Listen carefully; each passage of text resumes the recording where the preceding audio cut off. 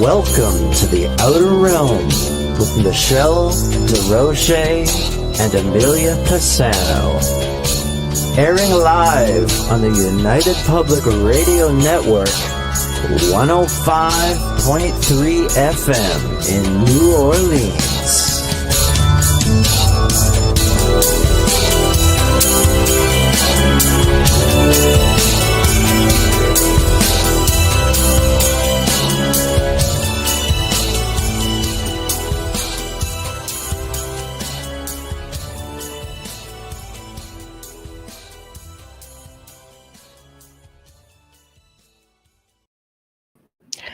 Good evening, everyone. Welcome to the Wednesday night segment of The Outer Realm. We are broadcasting live on the United Public Radio Network, UFO Paranormal Radio Network 105.3 from the Gulf Coast and 107.7 FM from New Orleans. We're fully sponsored by the amazing people over at Folgers Coffee who have been a part of our journey probably for the last 6 years. So thank you, Folgers. We couldn't do it without you, nor would we want to. Also, big thank you to Justice Snicker, a.k.a. Dr. Snick, the Sonic Surgeon, for the contribution of his time, his music, and his voice for the intro you just heard. He is an award-winning composer of Halloween, horror, and sci-fi, dark wave electronic music, which can be found on all of your favorite music streaming platforms. Also, thanks to Steve McGinnis, the artist behind the logos here at the show. Check him out on Facebook and Instagram. Also specializes in the horror genre, Halloween genre, but does amazing commission pieces of any type. And speaking of Folgers, I have to do it. Where the hell have you been all my life, Folgers? Hot and iced caramel drizzle lattes. Oh my God. Okay, this is new for me. See, it says new right there on the box. So I don't know, how long, other people have had it. Maybe it's been, certain countries, before here. But I will tell you what, I have the best. Honestly, I don't think I've ever tasted anything in a box taste so bloody amazing. And I can't stop drinking them. It's terrible, but it's not terrible. I mean, it's really good because I love Folgers. But now I love Folgers even more because this has probably been the best thing I've tasted in a whole long time, and it is my absolute new favorite latte. So let's say it again: Folgers, hot or iced. Look at me trying to combine two words all at once. Caramel drizzle latte. If you haven't tried it, oh gosh, try it, and you can thank me later. I'll leave that right there. Anyway, a lot of people chiming in. Let me try to get through everybody. Hello, Michael, Janie, Olivia. Hello, Wayne. Hello, Carrie. Hi, Michelle. Oh my goodness, down we go. Hi, Joy, Patsy, Charisse. Hello, the Owl Man. Hello, Shelly, Glenn. Hello. Oh my goodness, Mark. Hello, you made it. Hello. Oh, if I miss anybody, I do apologize. I really do. And we have Preston's channel today. So of course, as always, when he's on and when Dolly's on. So we definitely want to acknowledge and shout out to all of you guys. Hello. Much love right back to you. Oh boy. So of course, what? Carrie.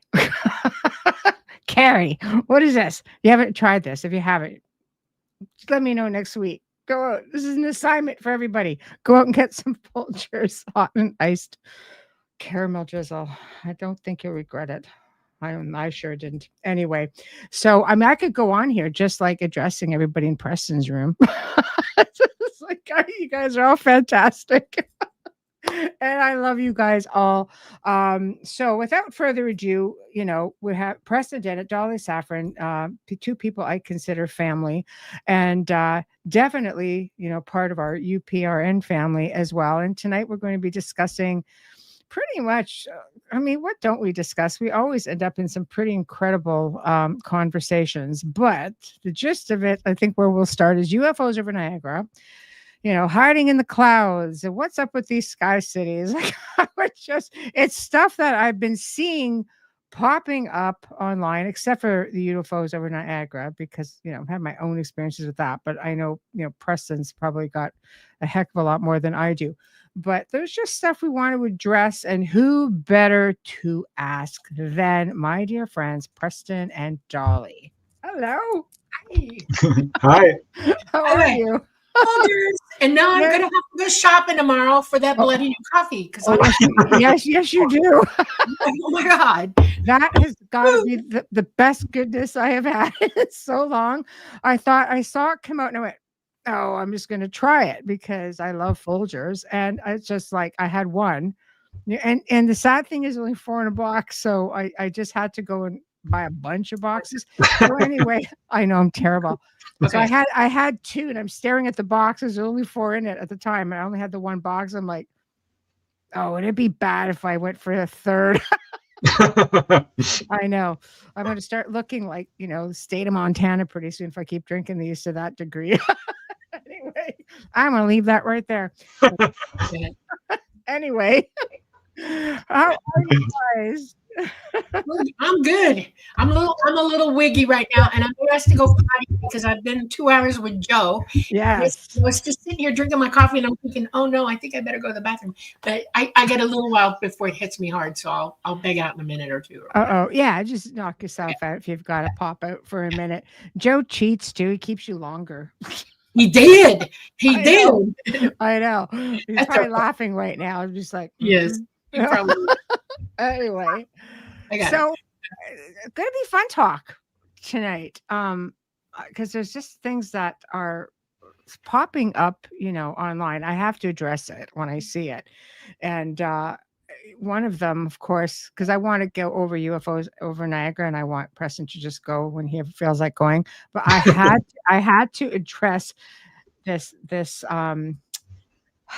okay, the cities in the skies. I'm going to show pictures because to me they're like A, a mirage, B, mistaken identity, C, maybe the obvious, which are buildings maybe in the clouds. I don't know, because it depends how far up they are, but I'm going to put them on there because I want expert opinions. So anyway, yeah, I had to share this stuff. And here we go. 1 minute. I'm just going to share up the one I've got here. Okay. And you guys can let me know your thoughts on this. Okay. So this right here. Okay. So this is the original picture down here. So look, I've seen other skies, scapes in the clouds. And I'm thinking, okay, maybe it's an interdimensional thing. Maybe it's just something that's, kind of like a dimensional bleed through, right? It happens. And then I start digging. I find this, because at first all I'm seeing is this. So I started digging and found we're in the city here, right? Or town, right? So to me, I'm thinking this right here. But I'm not an expert in this stuff. I'm curious because this is China. Geographically, where was that taken? China. Oh, okay. Okay. Yeah. And yeah, right? I've got some thoughts for sure.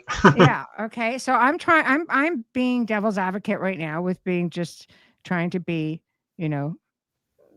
Joe, like logical.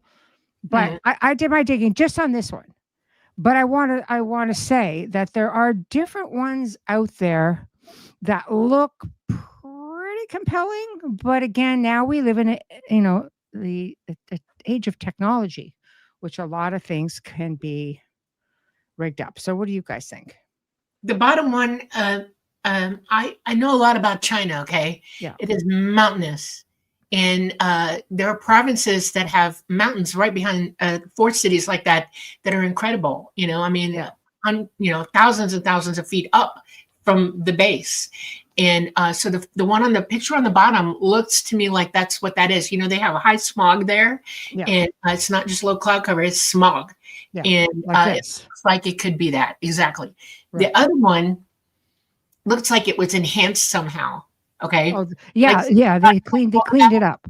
Yeah, they cleaned it up and they enhanced it somewhat. But that's if they're both from China, I think that's what you're looking at. And I think it's supposed to be the same picture cleaned up. Okay. Yeah. You know, but yeah, China is like that. You know, go look at movies of China. You know, editorials about the different provinces and what they look like and everything, and you'll realize that China is exactly that. There's no flat place in China anywhere. Period. You know, and so I'm not shocked about that at all. Not at all. We used to see this where I grew up in Topanga Canyon, which was very mountainous, and all the peaks would stick out, and there'd be a sea of fog below it. So it's got this really weird kind of floating effect. Yeah. But we do know there are mirages, inferior and superior mirages. Or, you know, in the desert, you see water on the ground. That's one type of mirage where the sky is basically being reflected down onto the ground. Yes. But the other is much more rare, and that's when something might be thrown up into the sky. Yes. You can see these over bodies of water quite a bit of time. And if you research these cases, a number of them are over bodies of water. But there could be another thing going on here, because I've read a number of cases, and this is super rare, where people will see across a vast distance much closer up, almost telescopic vision due to a weird, they're not exactly sure what's causing this, but a sort of lensing type of effect, or this happened in a UFO case that I researched on Catalina Island. They could see a lighthouse on the coast of the mainland, which you can't see from Catalina Island normally. So it's as if the distance was halved somehow. So it could be something along those lines. Lensing, yeah. It's atmospheric lensing. There's a name for it. Yeah. It's atmospheric lensing. That's what it's called. Look it up. Yeah. But I will. I started doing research on this, Michelle. It was hard. I could not find good stuff, because I remember distinctly reading an article of a case in which I believe took place in Australia years ago, and there was a city in the sky. Not a building, it was a city, and it could not have been a mirage, period, because they could see the people walking around. These were buildings. It was from the past. It did not look like any city anywhere near there. And it was. What year was that? Oh God, I want to find this. I tried to find it. Yeah. It was not that long ago. And either this was a futuristic looking city, but I think it was actually a less. Preston, isn't there a researcher I think he's deceased now, and he was, I don't know if he worked at Area 51. He worked with government on some level, and he whistle blew because he had grabbed hold of some pictures. He was an elderly man when he passed. I know I have this somewhere in my notes, and it just dawned on me now. He had photographs of what looked like a cityscape in the sky. And he basically had ET pictures, and he had them all laid out on this board. And I know what you're talking about. Did you remember him? And he was on the verge of passing away. And he figured before he went, he was going to expose all of this. And one of them was a cityscape. Yeah. He lived in a trailer park in Arizona somewhere. Is he still alive? I thought he passed away. He died. He died. And all his stuff disappeared, period. He had a wife, and she was upset because it disappeared. I'm not so sure. I know that they've been experimenting with 12D holography, holograms. And I think a lot of stuff that people see is them practicing that stuff. Okay. And so I'd have to know where, in other words, what you want to know about 12D holographic imaging is they need more than one emitter, okay, laser emitter. So and they have to be strategically placed. So wherever this is coming from, in the area that they're at, there has to be 3 points or 4 points for them to have those projectors up and running. And you can't see them. They're very good at hiding them. I know that I was in an auditorium where they were demonstrating this when my daughter was a teenager, and I watched them set up for it because, I worked at the school. And they were using 7 of them, and they had a bloody will come out of the floor of the gymnasium. Yeah, you can see this on YouTube. I swear to God, it was really there. and they had a background tape playing of the sounds it was making. And so you sat there, chill bumps came up on you. You're like, oh my God. Okay. Yeah. They can do this in the sky as well. And without any background, like, fog or anything like that. No, they can do it straight up in the sky, no problem. It's that's another like what you're talking about. But and at night it's even better. They have a better palette at night. I'm just wondering if we're not seeing more of that these days. Well, it's the age of technology. I'm telling you though that case that I'm referencing could not be that. Really? Why? It was earlier. It was very convincing. I can't completely rule it out, obviously. But God, I'd have to look it up. I tried to find it, and I just couldn't. I couldn't find it. Right. But that's I think probably that's easily doable, Dolly, considering the technology we have now. Yes. Okay, so on to the next anomaly. I've only got like 3 pictures, so I wanted to just start us off with get rid of the out of there and then kind of just go for the gusto. Let Preston go wild. So, okay, so I'm going to put this guy up. These are called UFO clouds. Okay, and a little bit different than what my experience was. I think I've mentioned before, the experience I had was a little bit different. It wasn't a bunch like this. It was one, and it had moved, oh my God, like miles. And I was given a heads up and saying, okay, something's coming your way. Check it out. And it was coming from like 3-4 cities away. And when I gauged it based on where it was, and we went and we sat and we waited for this thing. And this thing came over, but it was emitting light out of it. I'm thinking, okay, that could just be lightning, not thinking of it. But you could almost time it perfectly. And on the back part of it, the circular part of just this one cloud, we could see something metallic shining out of it. And it was booking at a pretty good pace, just going over the river. And I thought, okay, that's interesting. And I've never saw one before, never saw one since. And this is as close as I could get to that. Only other witnesses that had seen this thing with the metallic in the back and the constant. So, thoughts? Yeah, well, those are obviously lenticular clouds. Yeah. Which, as anyone who's researched the subject knows, and they often do get blamed for UFOs.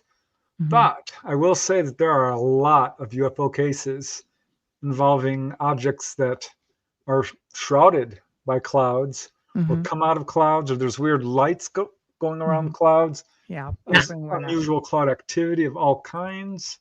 I'll bring one up just while you're talking. I've got a couple. It just falls under the same idea. I just wanted to bring it while you're talking. Frozen ice clouds, too, which can cause really weird effects. Okay. Rainbow-like effects. Yeah. It might even look metallic at a certain way of looking at them. I don't know. Dolly might have some more insights on what UFOs can do with clouds, but I know that they can create plasma if they're running a certain amount of energy around them. And if there's a lot of vapor, water vapor, like cloud activity storming around them, it can build up rather fast. Generally, when that does, you'll see lightning because it's electromagnetic, and it can cause lightning to come out of very wet clouds, positive charging, and you'll see them light up and whatever, and you'll see all kinds of displays going on around them. But they're generally very, very, they almost have a lot of pink in them, you'll see pink crystals and crystal activity around them when they're doing that plasma. And then you'll see bright yellow or orange doing it in the cloud with them. Oops, sorry, hit my phone. And that can happen. A UFO can create that, especially if it's coming in and it hasn't cooled off. It'll drag the plasma down with it. It's still producing plasma around it. This was a few years ago, like maybe 2019, if I had to say. So I think before they bugged out, as you say, like it would have been just before that, I think. And if there's, and like I said, a daytime viewing, see, that's close. That's possible right there. Yeah. Yeah, It's a especially smaller version of the other one, but again, an anomaly with cloud covers or fog. Yeah, the plasma would be circling it, not enveloping it. So that might be a crap. I don't know. There was one guy I interviewed, a military guy who's very familiar with these kinds of things. He was in Costa Mesa in the 1970s. People were running out in the streets because there was this massive cloud, and it had little warbling pastel colored lights going around the edge, very much like what you're showing here. Yeah. So that they were pink, and green, and blue, and there was no craft per se. But, and the weather people did try to call it an atmospheric phenomena. No, they're lensing light when they do that. It's the energy that they produce in the plasma. It lenses light. It actually causes a light show. And it's the pastel colors that you're looking at because the light is refracting through the water vapor crystals that are in the plasma, okay, as they're heating up and blowing away. And that's why they're not intense. They're lighter colored, okay? It's not an intense color that it's producing. It'll be very pastel. And it'll be all mixed up because it's lensing, like a prism, the light that's surrounding with the energy. So, yeah, that's probably a craft. Yeah. I always think of that scene in Close Encounters where the clouds are roiling in. Yeah. They're lighting up. Being all funky. Really impressed me as a kid when I saw that. Yeah. I've talked to people who've described that kind of thing. Or a wall of fog, completely flat. And they go into it. And of course, not the roiling, the wall of fog you would see. They come in on fog. Yeah. Because that's plasma heading out in front of it, and it causes water to build up. It sucks it right out of the air and produces it. So One guy I interviewed, he was driving along the 5 freeway, and they saw what they thought was a cloud, but it was roiling all around it. And as they got close, there was a craft hidden inside of it. He's like, Preston, I think that craft was alive. That was one of the first people who told me, like what Dolly describes, like these are living beings, essentially. Yeah. He's like, I just knew it was going to take us, and of course it did. Yeah. But it looked like this roiling cloud when he first approached it. Yeah. They're definitely very spectacular, because I'm going to roll us and segue us into the Niagara thing now, because I have had upteen amounts of experiences that really, on a grand scheme of things, it's just peculiarities. Like when you mentioned the pastel colors, I've had visions of that. And then driving the one day, it's perfectly beautiful, sunny day. And Wayne was right with me, and he couldn't see it. And I'm going, how can you miss this? It was like a half moon, half circle. And it just kind of went over the whole 4-lane highway further back, which put it obviously up over the river, again with the river. And it was all pastels. But when I had my vision of this, it was a doorway of sorts, a portal of sorts, as you say, a stargate. Like I've never seen anything like it again since. No, he was there and he couldn't see it. He couldn't see it. I'm sitting there, and I'm like, what? Just look at this thing. How do you not see it? And he's going, I don't know. That's why you've got the extra rod. Some people have 3. Most people have 3 rods, color rods in their eyes, and other people have 4, and you can see the subtleties, I think. No, it was bright. It was like a rainbow, only not a rainbow, and it was just kind of doing these things. They do all green and blues, all pastel. Was there other traffic on the road? Couple of other cars maybe coming the other way. Nobody reacting to it. Summer, like it's probably like between 5 and 6 at night. Wow. And I'm just looking at it. It's just like.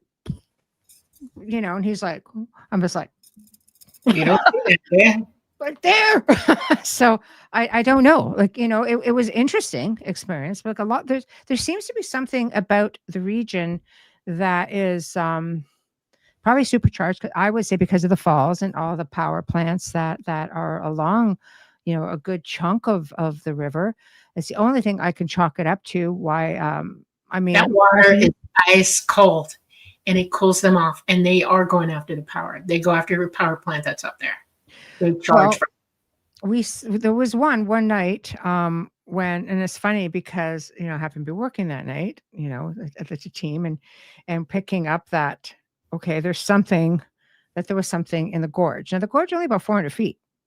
Okay, yeah. It is the deepest, 400 or 450 feet in the whirlpool where the actual gorge is, and Wayne happened to be coming in and something shot right up out of there. Mm-hmm. And he said then there were military, one was like a jet that flew out, another one was a helicopter from across the border, just at the base, and just took right off after it. And he texted me literally as it was being RV'd underneath. But we were done by the time it shot up, and it was kind of like, holy shit, that's some validation. But that was it. And I've heard people say that. And you know, working with MUFON, I had another friend who worked for MUFON New York, actually. She was from New York. And she said tons of stories come out of there. It's just almost ridiculous the amount of stories that come out of just upstate New York and throughout, you know, southern, you know, the southern, like for us, you know, for have there been blackouts up there on those power stations during UFO experiences? You know what? There wasn't at this time, and there wasn't when we saw that cloud go by, but there are times where brownouts happen all the time in that area, all the time. And blackouts, not that they haven't happened. I think we've had sections because of all of the power plants. It will go down, the city will go down in sections at a time, at least like when we used to live there. But for the whole thing to go, where the gorge is, which is the only place I think it could go into the water, is it's off, it's way off past, you know, the whole tourist, past the power plants, everything. So it's crazy. Like you almost have to see it. I could send you guys some pictures of it, you know, where it is. But and it's the same spot that we used to see. And I remember telling you about this, where we would see something in the sky that would just kind of go just like this. And I would say, I got to a point where I could just telepathically say, you know, where are you? And not every time. It's not like it worked every time. If I do that, I'd be playing the lottery. But but you know, I would say probably one time out of 5, I could say, where are you? And it would just go and close right away. And it was only in one section. So something explainable. Sure. Anything is possible. But you would thought, you know, it was a light gate at that point. Yeah. So I don't know. The water's not polluted there, right? Niagara Falls, this tourist haven. So, but no, I don't imagine anything could be. Most of the water coming through there is pretty clear, right? Clean. Oh yeah, the whole river is constantly moving, which definitely helps because you know what I mean. Yeah, from Lake Erie to Lake Ontario, it moves fast too. When people fall over the falls, they end up in that spot. It's like it's a whirlpool. Wow. And that's where they always end up. Yep. So quite a few have done that actually. Yeah. They estimate about 1 a week, 52 to 53 a year. Didn't they shut the falls down and go down there and excavate out a lot of stuff in 1800s? Yeah. Okay. Yeah, I believe they did. And there's some barge that's stuck at the very top of the falls now. It keeps moving ever so slowly. Would not want to be on the Maid of the Mist when that thing finally goes over.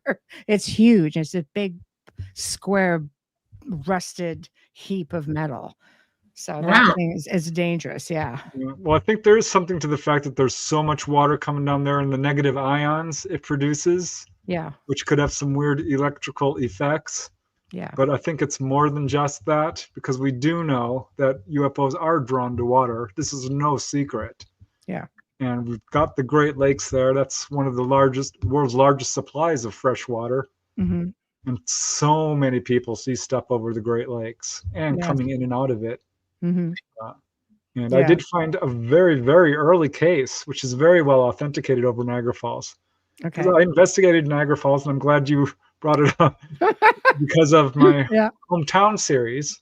Yes. Where people are like, you know, look up my hometown. And that's what I started doing. I've got 1,000 places to look up. You guys are driving me crazy, but I'm having a lot of fun with it. And someone requested Niagara Falls. I'm like, okay. Yeah. And it was a difficult research project, as you can imagine. The earliest one, get this, 1833. This is one of the earliest UFO sightings, really, that's well authenticated in the United States. Yeah. But this occurred at Niagara Falls, and a bunch of people saw this. They described it as, quote, large, square, and luminous, and hovering directly over Niagara Falls for more than an hour. So this was witnessed by more than 1,000 people on both the American and Canadian sides, by the way. Wow. And wow. That's crazy. Yeah. 1833, they weren't thinking of UFOs. No. So they did not know how to describe this, but it clearly wasn't a satellite or a comet. No, right? There's nothing in the sky. At least you knew you were getting something honest. Yeah, I wish I could find more information on that, but 1833, that's so long crazy. ago. It's crazy that it's actually documented. I think there've only been a couple, even in the U.S., that may have been documented in the 1600s or the 1700s, isn't there? Yeah. Yeah. So, which to some extent is understandable because it wasn't just like it is since 1947 onwards. Yeah. And UFOs are like, these crazy humans, they need some help. Let's come in large numbers and start, giving them some information. Well, we still do. One? Columbus saw one. Yeah. Yeah. Yeah, he did. He documented that he saw a light and it came up from under the water. Yep. And such. Yep. And then he saw orbs in the sky. But I was surprised to find so many that were directly connected to the Niagara Falls area.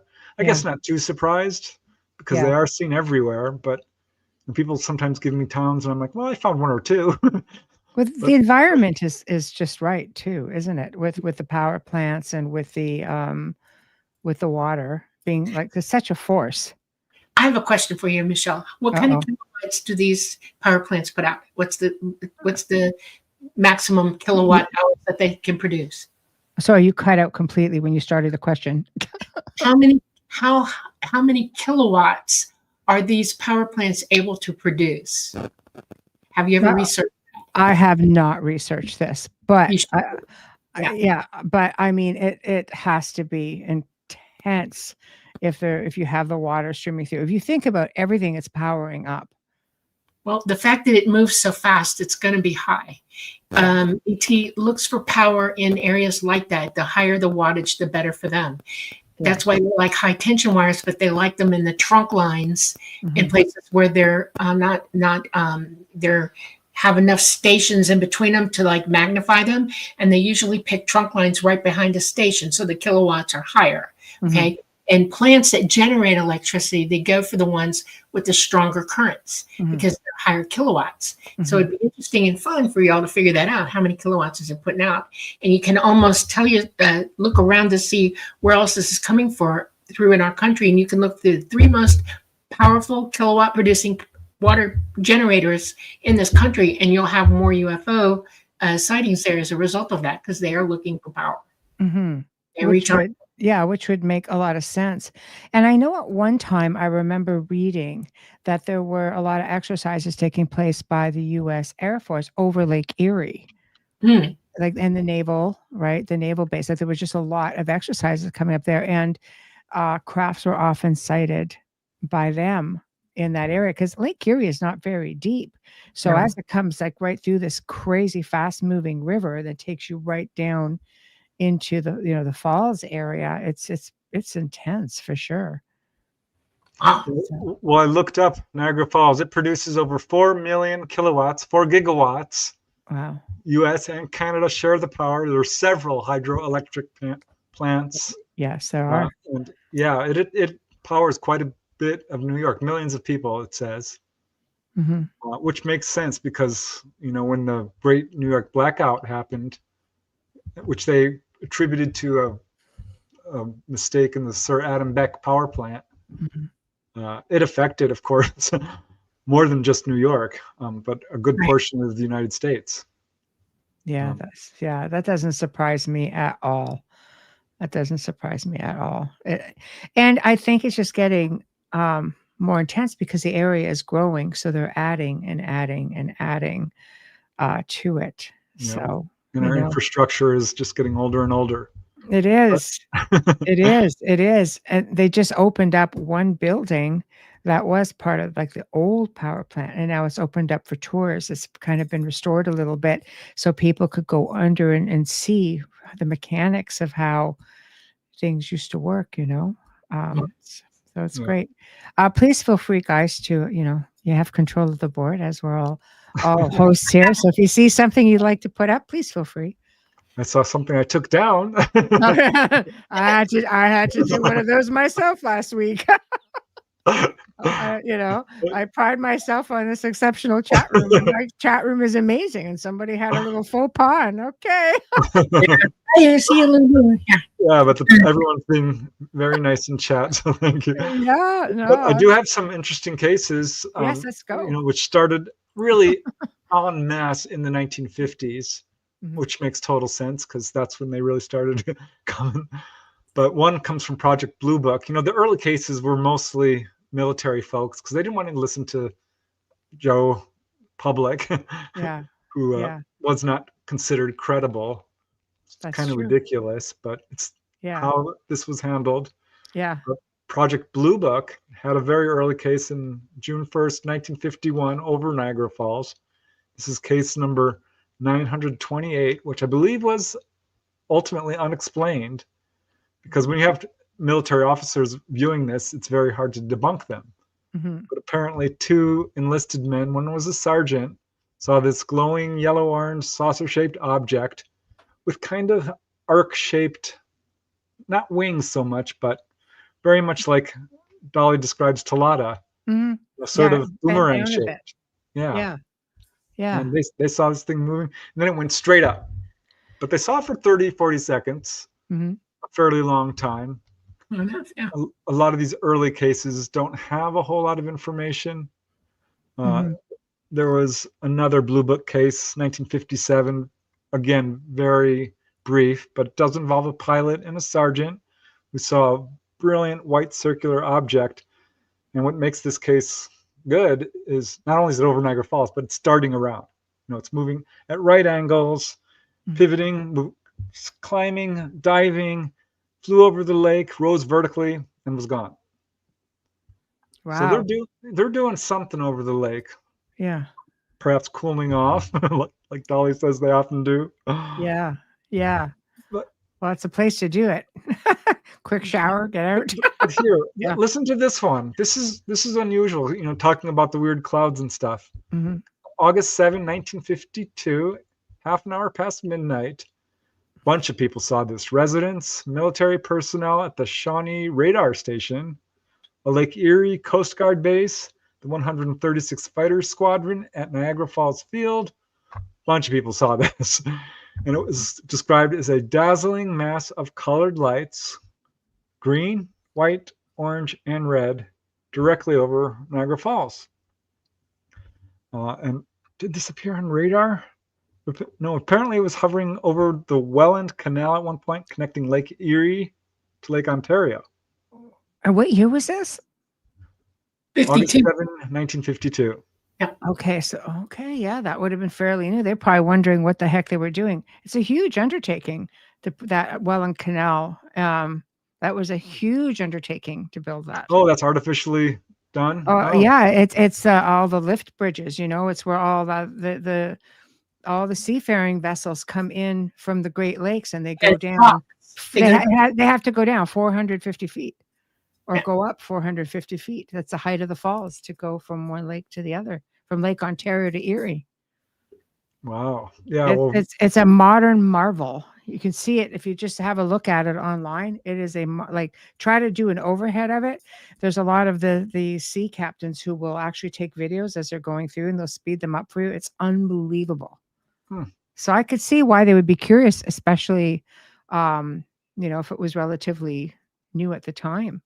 I think more than curious. Oh, yeah. Check, because I did I've got a whole supplemental notes here on other hydroelectric stations around the world. There is not one major hydroelectric station that hasn't been visited at least once. Wow. Seriously. That's crazy. That would be Niagara Falls would be at the top of the list there, I think. Yes. Oh, yeah. But that one is really cool because it has all those colored lights. And I always wonder about these craft with so many lights on them. Like, why? Do they want to be seen? Why are they lit up like Christmas trees? People ask me that, Dolly. Question. You answered it. They want to be seen. That's right. And they're like cuttlefish. They can show you anything, and they'll color up just so you can see them. Yep. Wow. Yeah, we have a friend who got a pretty interesting photo a few years ago. She's a professional photographer, so she's got really good lenses on her camera. and she captured a photo. And when you look up at the close up, it's definitely a craft. But again, that was before, probably about 5-6 years ago. So right over Lake Erie. Yep. Wow. One of the things I will tell you that they do, and why they would be interested in the locks is, y'all don't think about this, but these engines on these huge monstrous boats that go through these locks and stuff like that, or even small engines, depending on the size of the lake or the body of water they're going through, are polluting as they go along. Bits of oil go in, gasoline, chemicals, all kinds of stuff. Whatever they're carrying can leach through hulls. Rust can leach all kinds of chemicals into the water and stuff like that. And they're literally have always monitored the vitality of water on this planet and what we're doing to ourselves with it. And it's amazing. You think that they only have one agenda. They don't. They have thousands of things that they watch, look at, and measure here. And they're keeping tabs on us. It isn't just us they're interested in. They're interested in the health of this planet and how we're affecting it. And they're checking things all the time. So yeah, there's a lake in Chile that they pull tons of water out. UFOs are known for taking the water out of there. And I do have a memory of being on board a craft once, and they took me. This is such a cool thing that I recall going down to like the bottom section of the craft. You know how they have those skateboard parks with all these kind of cool little shades? Yeah. That's what it reminded me of. And the water comes pouring in, and it was so pure. It's ice cold, like right above freezing.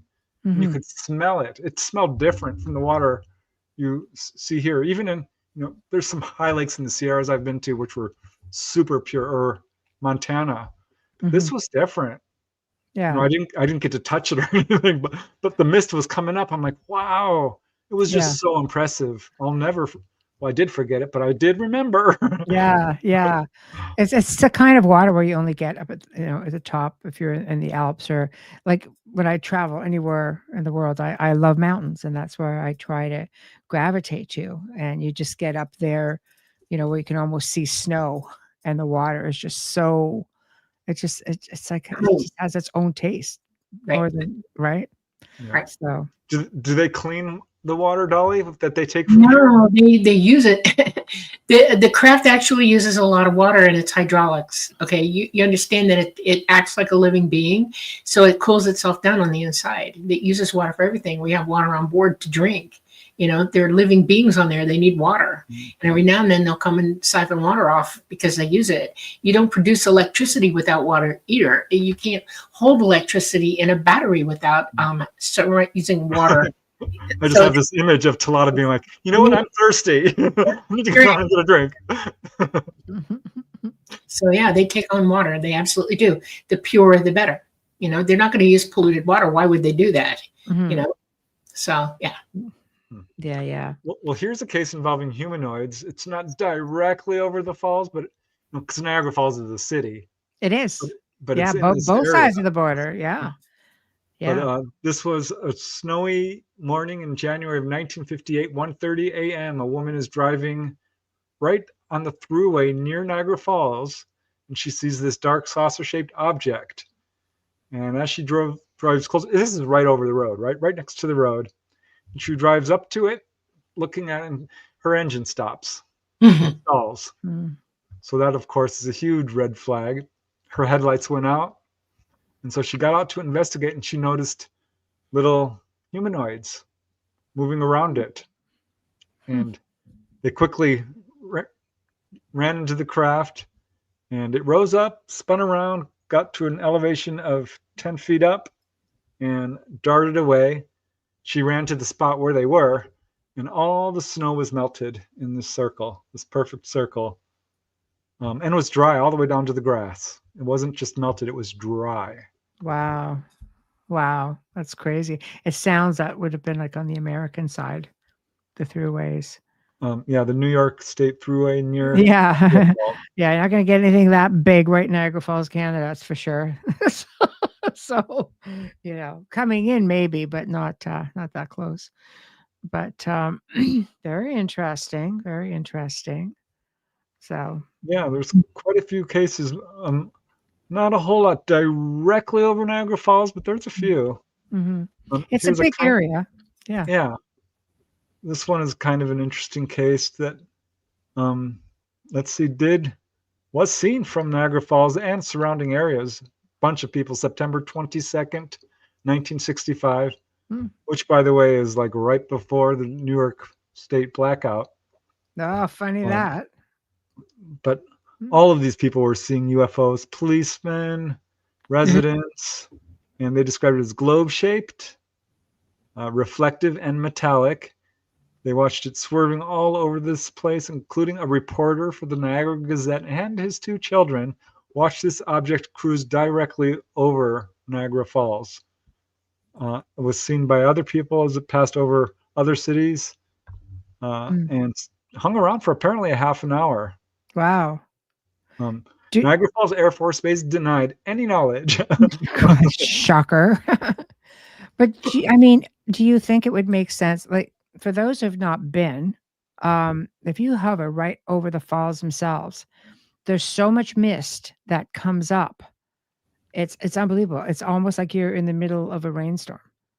If you're very close to them, like, you know, you're walking alongside, you get drenched. Do you think they could just be hovering in and just having a little cool down as they go by? Would there be enough? Or sightseeing? I mean, why not? Maybe they're sightseeing. I would sightsee. Sure. Two Greys are getting married. They're on their yeah, honeymoon capital of the world. Right. It's also displaying. They're doing like people like they would do for a movie theater. You know, movie theater, car park. Niagara Falls, they know there's lots of people. It would be displaying. If they're acting like that, it's a display, deliberate display. So yeah, that's so funny how they would just do that. And now it's just like they just don't even want to be bothered, eh? Like, it's just not safe. So, Dolly, once I saw a big manta ray UFO and it went into a white cloud and it electrified it. Yeah, that can happen. Yeah.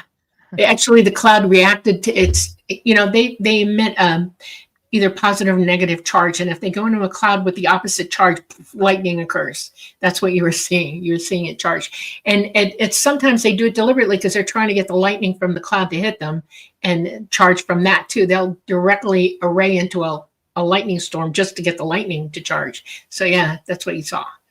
That's really interesting because the cloud that we saw, that's what it would do. You can almost time it going, and then it would come out and it was just like another one. You know, I mean, every few minutes, not like it was like right on it. It was just like maybe every, 5, 6 minutes. They can change their polarity depending on what's underneath them on the ground. If the ground is all negative polarity, they'll be positive. That's anti-grav, right? Mm-hmm. They're riding on the different polarities repelling one another. Okay. Mm-hmm. Movement while they're on batteries. And if they start running low, and there's clouds available, they'll run up into the cloud and they know what clouds are positive and negative, and they'll go into the opposite polarity just to get the lightning to charge to recharge their batteries. They do. Yeah. Yeah. So, see, that makes sense to me. When you explain it, it's like, yes, that makes sense. Wayne says, he goes, I will tell you, I experienced a craft fully cloaked to match the night sky. It was 1 January. This is probably about 7 years ago, 8 years ago, if I have to take a guess. It was a cold, clear night, and I could hear it come over top. And this was at the Manor House. So it was like really high over the towers and over my head. And it went from north to south. Mm-hmm. So that seems reasonable. Yeah. They generally travel in those directions, no matter where they are geographically, because of the way our planet, rotates and everything. Yeah. And the way the electricity rotates with it and everything, they would be traveling north to south. It's rare to see one going in the opposite direction. So yeah, if it's going a long way, it'll go north to south. So yeah, they're riding polarity. Yeah. Well, would they take electricity directly from a power plant? Because well, here's a case, April 6, 1968, 2:15 a.m. And they do seem to come around in those early morning hours. But this was observed by 3 police officers, which always, I think, adds a little bit of a level of credibility there, because they are the watchers. They're out there. Thomas Shumway, we got their names, William Wells, Richard Atkin, saw a mysterious glowing object pulsating with colored lights and white lights, hovering directly over the Sir Adam Beck power plant by the Ontario Hydroelectric Power Commission. and it was observed by other outside witnesses. Yeah, they'll take it directly from anywhere. If they need power, they will go straight to wherever it's most convenient. And a power plant or a hydroelectric are number one on the list. Always go for that one first. And then they'll use lightning, they'll use major trunk line power lines and stuff like that. If they can get a charge, they'll go for it. And the longer they're in atmosphere, the harder their batteries are working. And so they have to recharge from time to time. Otherwise, they bug out, till you get it somewhere else. They have to go back on. They recharge from their own ability to generate their own power, but they have to be well away from us to do that. So, yeah. Yeah, there was one guy, speaking of that, this is funny to me. He had a UFO hover over his home. That month, his power electric bill was double. Wow, can you imagine? Footing the bill for a car. Yeah, they're sucking off the house, yeah. Gives a whole other meaning to charging the electric vehicle, doesn't it? Casey wants to know, is it correct that true ET crafts, the huge triangle ones, produce zero sound? I'll leave that to you guys. The huge triangle ones are TR3Bs. They're back engineered, and they do make a sound. Yes, they do. But they're us, not ET. And if they're black, that's your number one tip off. ET has no black craft unless they're arraying black, and it's usually to hide in the night sky. If you see black mat of any kind, and it's triangular, that is a TR3B, period. Yeah, but we were talking about this earlier because I think a lot of people are describing these craft as triangular, and sometimes they just look that way and from a different angle, because people describe cylindrical, and then it turns and looks, saucer shaped. So sometimes it's a matter of perspective. Yeah, but if some people see that, ask him, all right, answer this question. Was it triangular with a point of light in each one of the points of the triangle and a light in the center? Is that what you saw? Yeah, that sounds like a TR3B. That would be a TR3B. But if it was triangular shaped and it wasn't moving, and you heard, they make a low bass. Yeah, have you ever heard an elephant rumble? It's that sound. You hear that from a craft that's low to the ground and it's over you. Yes, you'll hear that. That's the TR3B that makes the rumbling noise. TR3B, no, they make the high squeaky sound. They have a weird electrical sound to them because you can hear spinning turbines in them. Okay, almost like a Harrier jet, and it's muffled a lot, but that's the sound. If you ever heard a Harrier when it's really working, it's well, they've suppressed the sound in it, but you can still hear that generating circular sound. It's low, but you can hear it. But so what's that in comparison to a sentient craft? A sentient craft, if it's low enough, if it's about 500 feet over your head, you can hear, if you have really good hearing, you can hear a low, like an elephant's, that low frequency rumbling sound. Sounds like to me, it sounds like a drone, like a a little bit, without the twirly bird sound. It's a constant certain frequency that you're picking up, and most people feel it in the side of their neck near their ear right here. Okay, some people feel it in their chin or their nose, but that's the one. That's the sound, and that's the batteries working. That's what you're hearing. Yeah, I hear people struggling to describe this. Some say it just sounds like a swarm of bees. That sort of, people. It depends on your hearing. Yeah. A whooshing noise. People will describe it as an almost musical hum, like one guitar being strung, but remaining in the air going, the slight wavering. Yeah. But slightly musical. People somewhat, they create a certain tones that are absolutely musical. That's absolutely true. And I think that they can make loud noises if they want, because there's a few schoolyard encounters where they drew people outside by just blaring this noise. Yeah. Wow. Hey! Hello. Yeah. Stroke you out. Oh gosh. Okay. So what's next, Preston? Okay, let's see. Here is one. April 25, 1978, another police officer, Ronald Sardina. I like this one because he received a call about a UFO. And so he went outside and saw it. There it was. And it actually remained there for about 3 hours. A bunch of people saw it, and it was blinking on and off, but was directly over Niagara Falls. So I think that would fall into the category, once again, of a display. Yep. why else would you hang out there for so long? Yeah. Yeah. And I mean, when did they stop coming around and wanting to be noticed? Let's put it that way, maybe. They started bugging out in 2021. Okay, so all of that displaying stuff right around 2021. By May of 2022, they were mostly gone, and by the beginning of June, they were gone. Okay, so 2021, the displaying stopped. Absolutely. Stopped. Which totally matches up with what I found with the schoolyards, because I do have them over drive-in theaters, but they're almost non-existent now. The latest ones I could find for schoolyards were 2018, 2019. That was pretty much it. Yeah. And that makes sense because I haven't had any sort of vivid experiences in probably since that time. And any experiences I have now are just mostly visionary or sound related, maybe just through connected. Yeah. You're totally connected up. Yeah. Nothing like what it used to be. It's almost like it amped up and then it just died down. So that makes sense. Another question based on that up.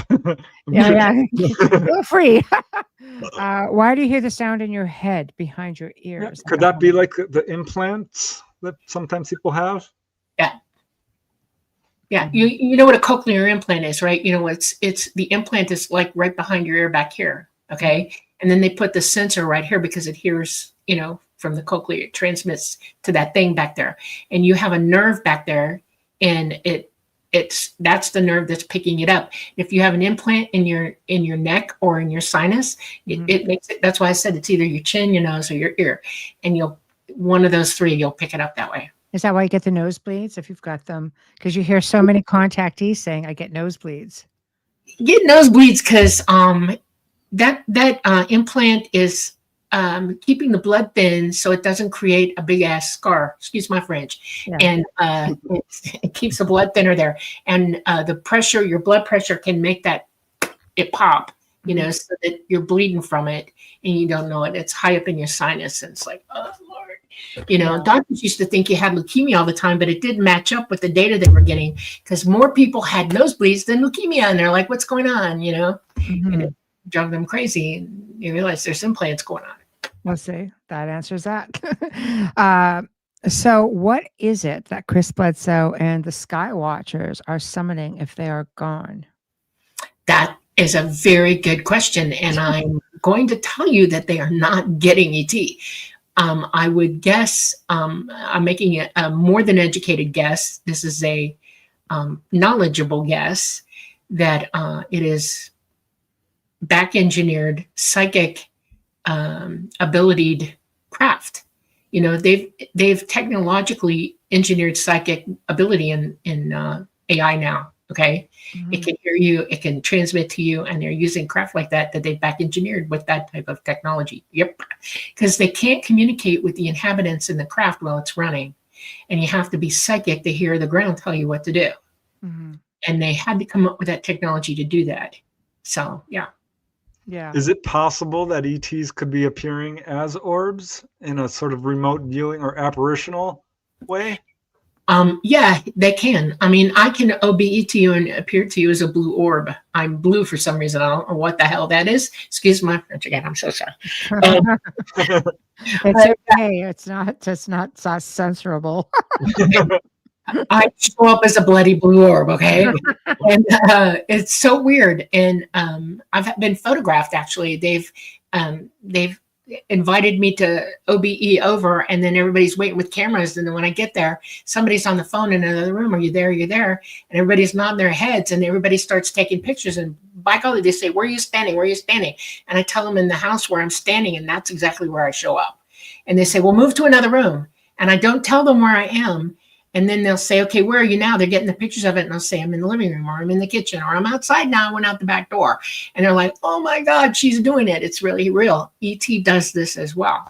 Can they do that now is what I'm thinking, because perhaps that is what's happening. Yes, they can bilocate, OBE, bilocate, and they can show up as orbs, either white, blue, or purple.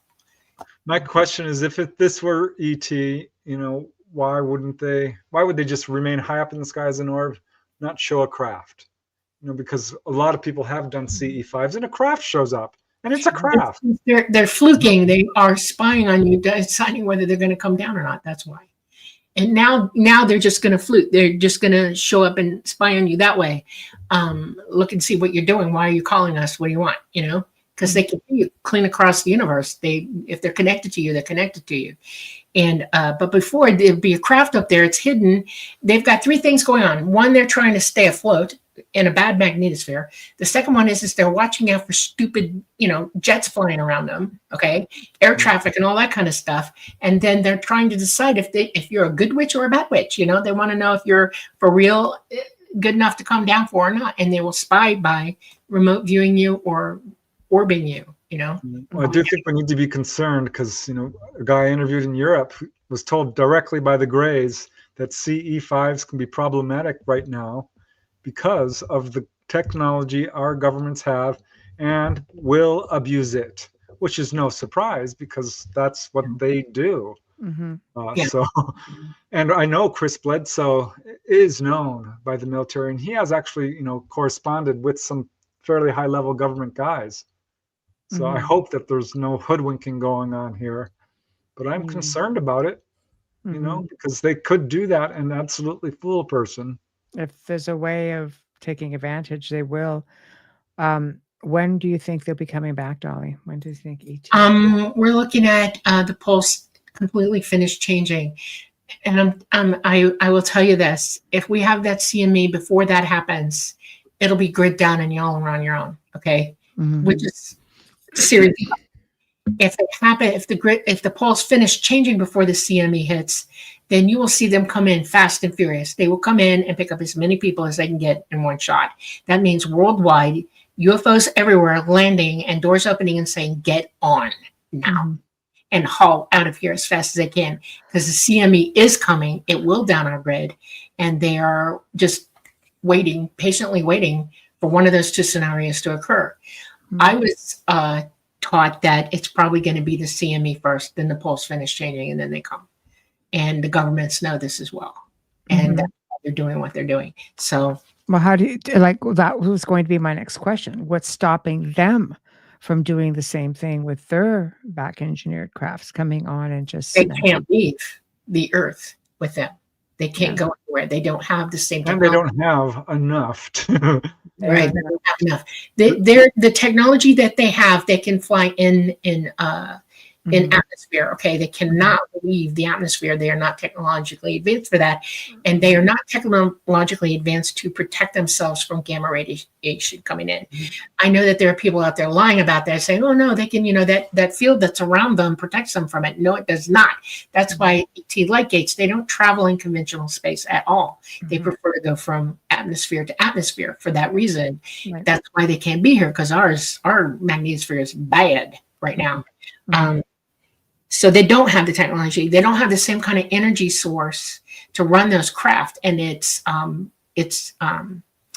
difference between a bicycle and a Ferrari. They're riding bikes still. Okay, ET are in the Ferraris, and so no, they can't. They cannot be. What they are planning on doing, what they think they are going to do, is survive it till ET comes back, and you're in the way.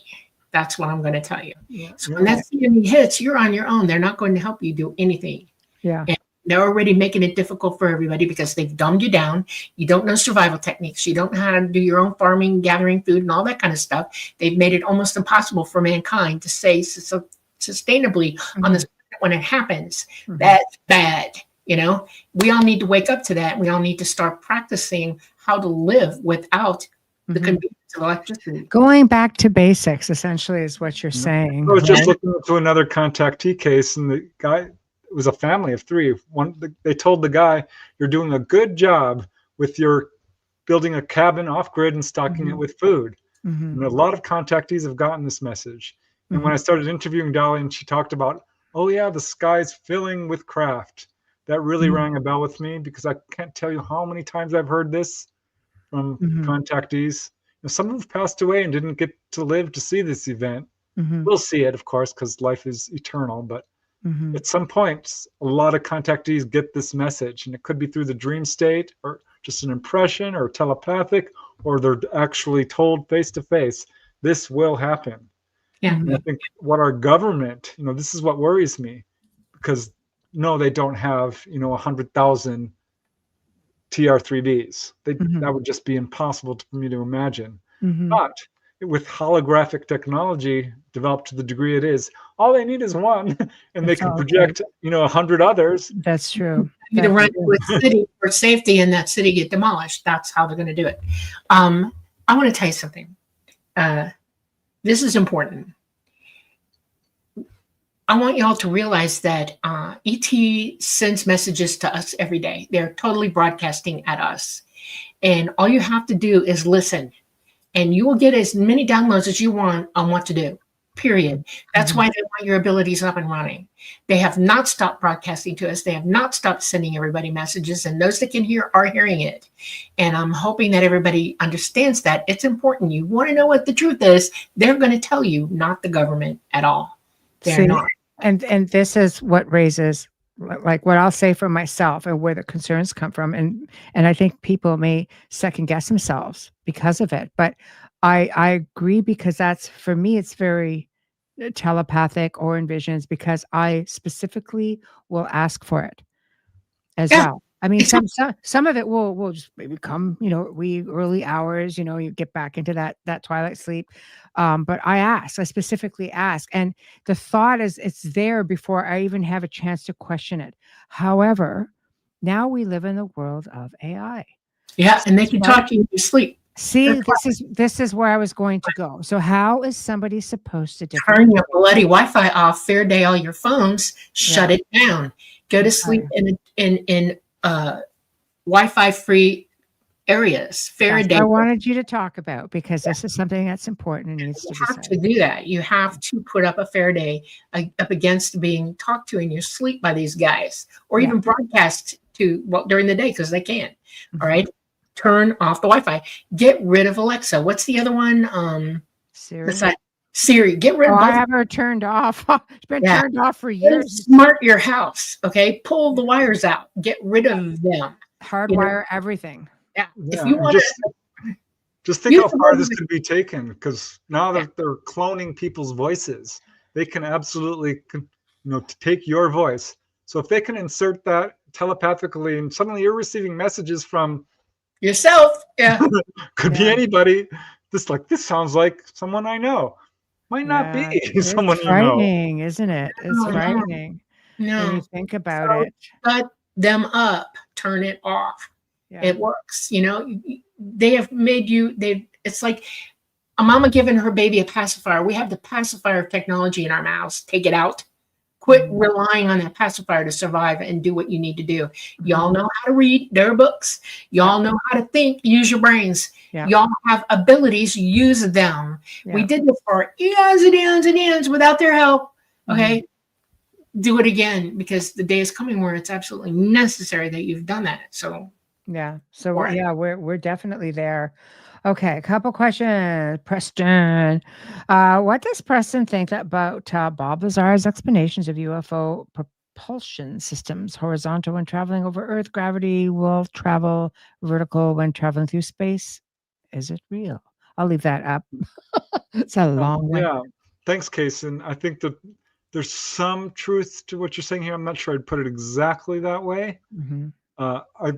When Bob Lazar first came out, I was really impressed, because just intuitively hearing him speak, it really felt like he was speaking from knowledge.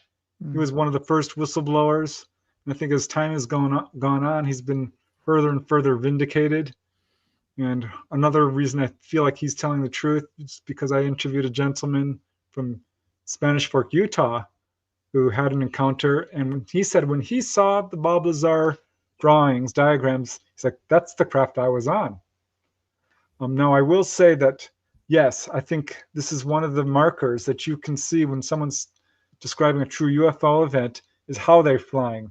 There's sort of a wavering effect, like Dolly describes that boat on the waves. And when they rise up, they will turn vertical and shoot off. You saw that in the Westall High School case. There's another case, Maranui, New Zealand, over the Richmond Elementary School. 400 kids saw that. It's one of the most widely viewed schoolyard encounters. Yeah. I'm not sure I would say it's on Earth as opposed to in space. Yeah. But Dolly would probably have more knowledge on that than I would from a first-hand perspective. I want to bring something up. What he said is incorrect. Bob Lazar did not put anything like that on paper, invoice, or whatever. I don't know how he heard that, or maybe he's misconstrued it, but that did not come out of Bob Lazar's mouth. Okay. I know that for a fact. What Bob Lazar does say is that they have, it does not call it a propulsion system. He knows what kind of system it is. He knows it's nuclear, a type of nuclear. He knows it's electromagnetic, and he knows it's working against field guidelines and electromagnetic currents. Okay. He does know this. He knows what element is used to use in the energy well to create the type of nuclear that they do use, and it's unfindable on this planet. There's no such thing as it being here naturally. So that's a problem. CERN is open to create an element that can cause an electromagnetic response, and they use a circular type of like a Harrier jet, it circulates like this, and it causes an electromagnetic effect. But it has to be super cooled, and it's a certain type of element that we can find here. That's why they're riding bicycles right now. They don't have that technology that ET has. They are approximating it. In space, outside our magnetosphere, there is no need for them to worry about having a field guideline because of gravitational forces inside our magnetosphere. It's the gravity of our planet that they're riding against. That's why they need the magnetic lines to repulse or attract, so that they can stay afloat in the air and do what they do and ride around.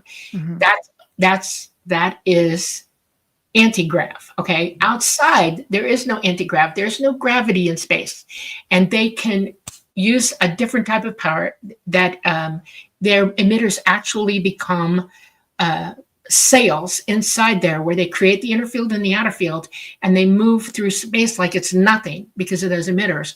But they don't prefer to travel in space. They do not travel in space. You do not see them. If you see it in space, you see them way high up. They're still in our atmosphere. They're not in conventional space at all. They're below where the ISS is floating around. Okay, they are in our magnetosphere. They do not travel out in outer space. They light gate, they go through dimensional space to travel. It is dangerous in space. It can kill you. Overexposure can reduce your DNA to nothing and kill you. They don't use and space is not empty either. It's described that way, but it's really not. It's filled with all kinds of stuff going on, and you can get pelted really bad in space. So they don't use it at all. They're not traveling at faster than light speeds or even approximating light speeds. That's a sort of Earth viewpoint that, and you know from a scientific perspective, if you start learning physics, that you really can't travel faster than the speed of light. Because your mass increases the faster you go. You would reach infinite mass essentially. So no, they don't even travel in that sense. Do they need speed, Dolly, to go interdimensional, or can they just do it from standing still? They do it from standing still. They go through very easily. It's a big window they're opening up to go interdimensionally, and they just glide in. The dimensional space that they go into pulls them where they're going. It's almost like a frequency change. They change the frequency of this and that dimension is what they lock onto, and they just go through it. Just pulls them straight to it. It's like folding space. Einstein was real close to knowing exactly how that works. Real close. Okay, and so they're opening dimensional doors and going through, and they can travel light years in half a second or less. So, okay. Which is how they travel back in time, essentially, or right? Yeah. Well, it's positioning. We're in a timeline here. They go outside the timeline. Okay. And so when they come back in, they can come in slightly before they left, so that they can get you back to the point, like right after you left, you're back again, like within minutes of it. So you don't know that you left or came back. It's weird. Our astronauts proved that time and distance changes time. There's less time for the person at distance than there is for the person staying here. So the astronauts who are going around the Earth in the ISS are actually not experiencing the same time that we are here. They're younger when they come back. They haven't aged like we have. And that's a mind-blowing concept, but it's real. It's actually true. They've tracked it, and they've done all. They know for a fact that this is occurring. Astronauts in space are not really up there for a year. We think they're there because that's what we perceive, but from their perspective, they are not. So deal with that. Right. Okay. All right. Next, what do you guys think of Peter Thiel being so involved and interested in ufology? Yeah, there's lots of new people appearing on the UFO scene, and he said some stuff that it's kind of, I don't know, I can't say I agree with it, that they're demonic or angelic, and that they're traveling faster than light, and they're a spiritual phenomena. He's a tech guy. He's very, and everyone, I have to give kudos who enters this field and starts commenting about it, because I think it is going mainstream. But these guys have been talking about the UFOs behind the scenes for a very long time. Anyone who's that smart, I guess would be a way of putting it, knows UFOs are real. And I think people have been studying it for a very long time. Elon Musk has said some things about UFOs like, really? I know. It just makes me shake my head. And that's kind of where I'm at with this guy. I haven't really followed him because I'm just trying to keep abreast of what's going on here. The scene's changing so fast. I'm really happy to see all these people who are major power. I don't pay attention to this stuff. So who the heck is this guy? What does he do? He's a tech guy, kind of like Elon Musk, something along those lines. Right. Well, they're all trying to get out into space now. So is he an engineer? What is he engineer? And what's his I don't know enough about him. Up to. Okay. Didn't the VP guy just start saying things about UFOs too? Vice President, what's his name? Vance. He's starting to talk about UFOs as well. Do you think this is just like prep work? Yes, it's false flagging. We're all going to wake up one day real soon, and it's going to be, we have a national security incident. And they're saying that now. They're saying there's some craft just parked. I know. Leading the way and flying the flag. Greer's starting to come out with this annoys the heck out of me. He says that they're pissed off at us, and they're retaliate. And about had enough of us. And it's like, why did you say that? If you believe they're benevolent and know they are, and you say it and you purport it, why would you say something like that? It's not true. Right. And this lowers my rating on what he's thinking and what he's doing and who he really is. He's starting to show himself for who he really is. And that's disconcerting to me. I don't. Dolly predicted that to me too. She's like, watch out for him. He might turn one day. I'm like, no. He's always said, he's one of the few people out there who's really stuck to his guns on, they're not here to hurt us. All the world's a stage. I have abilities, and I'm psychic as hell. And when I tap you and I find out that you're not okay in my head. Okay. Yeah. That's what I told Preston. He's not okay. So basic deceptions are done by flooding the arena with lots and lots of information, much of which conflicts each other. This overwhelms the masses to such a degree that people stop paying attention. Right. Plausible. New Jersey way. Right. Yeah. It's an art form. Yeah. Yeah. So, false flag. Okay, Preston, do you have another story? And then we can. Do you have any more cases? I've got a couple. Well, whatever you want. I want to give you the time to say. I'm kind of run out of my Niagara Falls story. But whatever you want. Then there's a few. Then I'll get back to questions. Just trying to break it up. Yeah. There was one in 1979, an anonymous family. They didn't want to identify themselves, thanks to the cover-up, making UFO witnesses look like idiots. Yeah. But they were driving by Niagara Falls when they saw an orb-like object streaking across the sky, which they thought was definitely interesting, but became even more convinced when two military jets were scrambled from Niagara Air Force Base and took off in pursuit of the object. And I have to agree with them. Because when you see an object and then it's being chased by military jets. Well, that's what I said. Right? Probably not our own, unless they're escorting it. Yeah. But we see this so many times. When I was investigating the wave of sightings off the Southern California coast, I would say 20, 25%, 30 even involved objects that were being chased. Because that's a heavily militarized area with, Seal Beach Weapons Station and LAX, with a base right next to it, in Port Hueneme and Vandenberg a little bit farther, and San Clemente Island is military. Mm-hmm. So they were chasing these things all over the place. Whenever anyone describes that, I'm like, yeah, that's probably a UFO. Mm-hmm. But let me see. The latest one I could find over Niagara Falls was 2009. Numerous residents observed. This is in Ontario, actually. Saw UFOs for 3 hours, 9 p.m. to midnight. They said, Wow. never seen anything like it. But Wow. there was a wave in 1980 where UFOs were appearing so frequently over Niagara Falls that people were gathering to watch them. And some guy took photographs. They're little white smudges in the sky, so not great by today's standards. Yeah. But one of the witnesses was an aeronautical engineer, and he'd take his family out and watch them. And he says, quote, "I have a security clearance. I've got 45 years experience, and I've never seen anything like it." So yeah, 1980, and that's clearly another case of them doing their little shows. Yeah. I love it. I love it. Definitely different times. Yeah, lots of unexplained light sightings, but those aren't as interesting to me as the actual craft sightings. Yes. No, I find it fascinating when so many people can see, can experience the event, because it just, it just makes it, not that it's not credible when if you're only the one person seeing it. I think maybe sometimes things are just meant for the contactee, up close and personal. But when you have a mass sighting, it's very exciting. Is there any such thing as an experiencers convention? Well, it's all experiencers, no leaders, ufologists per se, but experiencers coming together. Is there anything like that going on? That's happened a few times, but they usually do invite investigators as well. It's like a consciousness convention or something, isn't it? Okay. There was the Experiencers Conference. I think it was called exactly that. Oh, yeah. Gosh, don't quote me on maybe that. you guys should do one. It's a good idea. Yeah, right? Yeah. I know.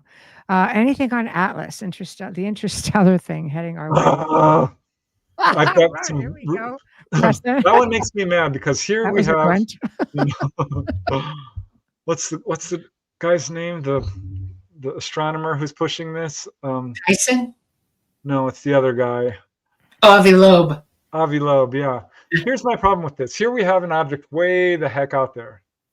UFOs are coming to our planet pretty much instantly from distant star systems. If you're seeing something that's kind of meandering its way, blah, blah, blah, blah, what makes you think it's a UFO? What makes you think this is an ET craft? It's absolutely absurd. And for him to say, well, it could be coming to hurt us. Really? Why would you say that? What evidence do you have? I want to make 3 points right off the bat. I've already said it. I'm going to say it again. Mr. Avi Loeb, listen carefully. ET is not going to put themselves in conventional space in something that can kill them, i.e. an asteroid or even a other type of object or body object without any protection from gamma radiation. And since everything in space is got gamma going through it, there is nothing that it can't go through. They would never, ever travel conventionally. Stop lying to people. Stop making a big deal out of nothing. If you've got nothing better to do today, tomorrow, and the next day, please stop doing that. Think of something else. Call yourself a scientist. Honestly. Stop it. Because it's not true. It's not real. And it is misinformation in the extreme. Stop it. Okay, I'm done. Yeah, I'm gonna pop this up from Kay. Yeah, I don't want to call out people, but if you look him up, you can see for yourself who this guy really is. There we go. So, I'm just gonna say you're doing something that's not right, and it's misinformation. Point blank, it is not true. Stop it. Okay. Yeah, and it's not too late to be on the right side of truth. Come on. Right. Exactly. If you call yourself a scientist, it's not that hard to tell the truth. It's easier than lying. Stop. I think right now, it falls under, people who are doing it deliberately, people who may not. They may be information that they have found that they resonates with them, and that's what they go with. But I think that we're being deceived enough by the powers that be. It would be nice to see people get on the same page as researchers to try to counter all the rhetoric that's coming out there from the higher up the higher levels, you know? Well, there's a hitch to this. Avi Loeb has funding, and he is ruled by that funding. He won't keep his funding if he doesn't keep a narrative going. And that's the problem. I'm going to call out what it actually is. And he needs to go rogue. He needs to do real science without their help. He needs to find private investors who are willing to see the truth and hear the truth, instead of agencies, governmental or, you know, military industrial complex, who have a grip on his neck and what he says. That's the problem.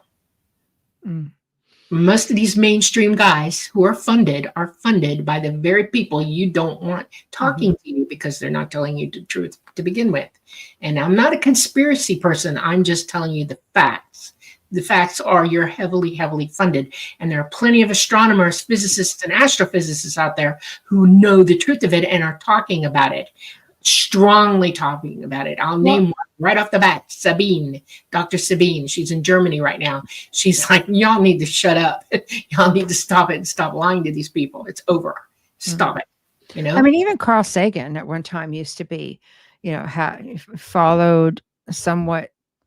You know, you have to, if they're funding you, you have to, a lot of that funding comes with stipulations. However, when the funding stopped, he went very public with, you know, UFOs, and the research changed and his narrative changed. And, you know, it was, I was happy to see it for sure.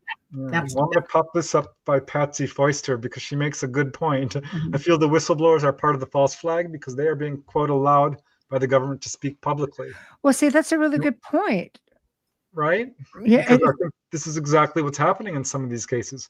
Some, I think, are absolutely being forced to push a certain narrative at essentially gunpoint, if you know what I mean.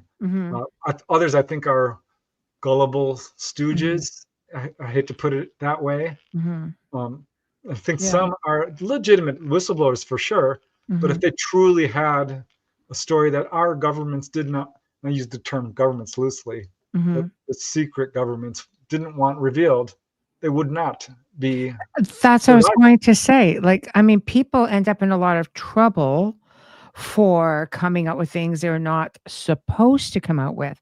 You know, like some of these people just kind of, you don't hear from them again. And I think the ones that are speaking it, you know, are allowed to say maybe certain things.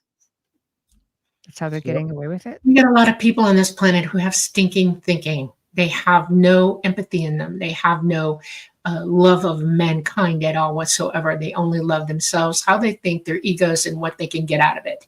And they're the ones in control right now. And we need to stand up to them and tell them, stop now.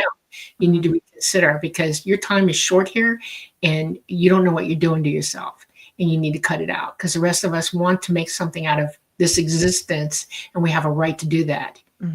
They just need to stop and take stock, because what they believe is going to happen for them is not. They believe their own stinking thinking, and they are absolutely 100% wrong. They don't know what they're doing. They don't. They have no idea.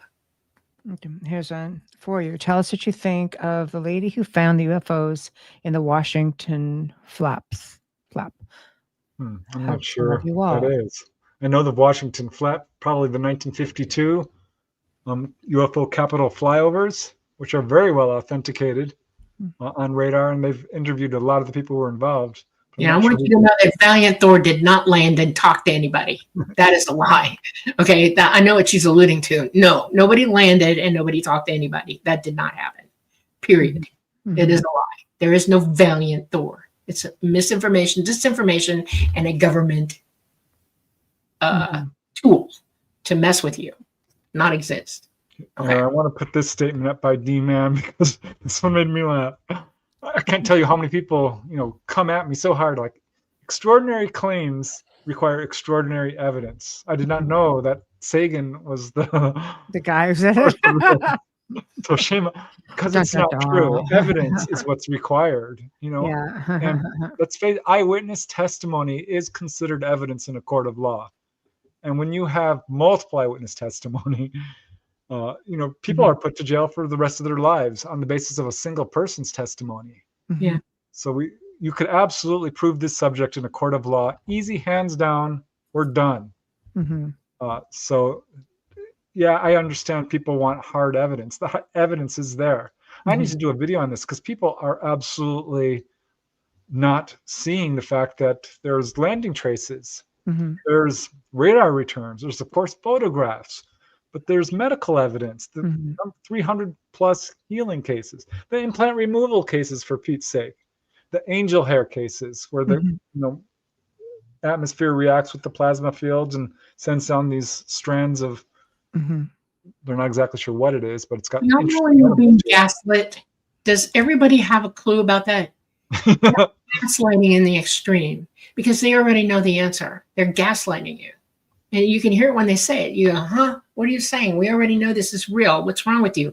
Everybody in their chest knows this is real. And yet they get away with saying that stuff. They're gaslighting everybody and getting away with it. Use your intuition. Call them on it. Seriously, I don't have a problem sitting here calling them. You call them. Don't let me be the only one. Well, Dolly said, don't go there. You figure it out too, and you call them on it. We all stood up at the same time and said, stop it. Shut up. You're an idiot. Okay? Don't go there. You're gaslighting us. You already know. What are they going to do?